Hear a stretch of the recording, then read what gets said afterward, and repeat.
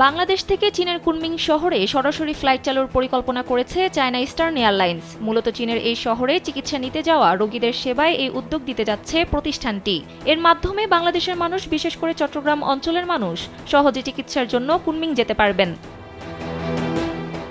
শনিবার প্রধান উপদেষ্টার ভেরিফাইড ফেসবুক পেজে একটি পোস্টে এ তথ্য জানানো হয়। এতে বলা হয়, বাংলাদেশের রোগীদের চিকিৎসার জন্য কুনমিংয়ের 4টি হাসপাতাল রয়েছে। তবে বিমানের ভাড়া বেশি হওয়ায় এখন পর্যন্ত বাংলাদেশিদের জন্য সেখানে যাতায়াত বেশ ব্যয়বহুল। নতুন ফ্লাইট চালু হলে খরচ ও ভ্রমণের সময় উভয় কমে আসবে বলে আশা করছেন সংশ্লিষ্টরা। কর্মকর্তারা জানিয়েছেন, এই ফ্লাইটগুলো চালু হলে কুনমিংয়ের ভ্রমণের খরচ এবং সময় দুটিই কমবে। এতে চীনের স্বাস্থ্যসেবা বাংলাদেশিদের জন্য সহজ হবে।